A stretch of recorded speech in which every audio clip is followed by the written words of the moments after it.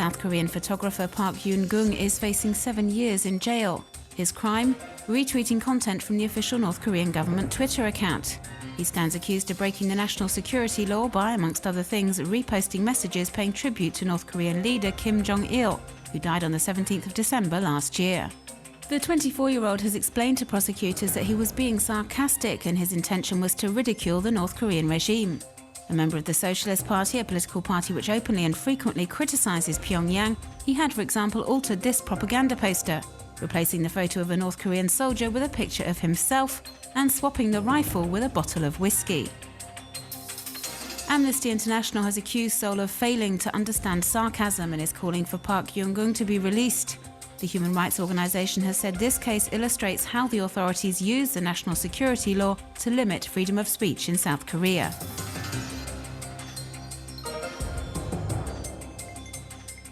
The law, which was passed in 1948, bans any acts that glorify North Korea.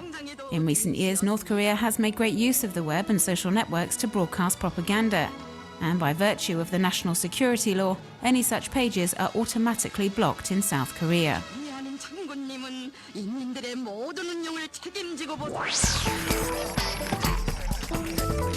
Danny Abdul-Dayam has been posting first-hand video accounts online since the start of the Syrian government's military crackdown in Homs. In this video, which was uploaded on Tuesday, he shows the damage caused by the bombardments in one of the city's most affected neighbourhoods, Baba Amma. He speaks directly to the camera in English, and he asks the international community for help. We hear a violent explosion ring out nearby. Anyone who's got any kind of humanity in their heart. A British citizen of Syrian descent, Danny Abdul-Dayam, has become a voice for residents of Homs, which is under attack by the Syrian army. He suffered a gunshot wound at the end of August and returned to the UK for treatment. He arrived back in Syria just last month, and over the past few days he's been making videos to document the repression, the extent of the destruction, and the extremely difficult living conditions across the city. This video was filmed in a shelter set up in a basement. Women and children have gathered here to escape the shelling where they live. In this hiding place, fear reigns, and according to the activist, they have no food and no medical supplies. In addition to the videos he posts on the internet, Danny Abdul-Dayam also provides regular live reports via webcam for various international news channels. And although cyber activists are concerned for his safety, he remains intent on continuing his work as a citizen journalist. On Tuesday, Yemen's transitional government launched the electoral campaign for the presidential elections scheduled for February the 21st. Elections which should mark the end of Ali Abdullah Saleh's time in power, and which are somewhat unusual because for the moment the country's vice president, Abdu Rabu Mansour Hadi, is the only official candidate.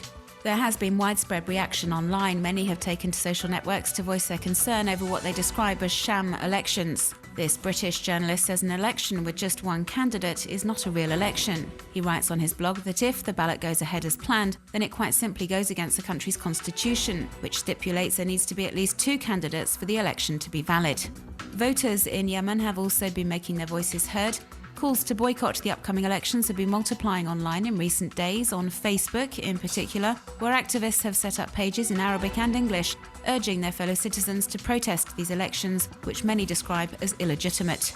But despite growing criticism, the official electoral campaign continues, and the authorities have turned to the internet and social media platforms to try and win over voters. Numerous videos have been posted online encouraging the people of Yemen to cast their vote and have their say. The videos emphasize the democratic progress these elections represent, but omit to tell voters they only have one candidate to choose from.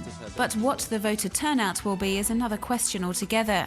And although the authorities hope it will be high enough to establish the legitimacy of the future president, many observers, like reporter Tom Finn, who's in Yemen, think a large majority will not vote.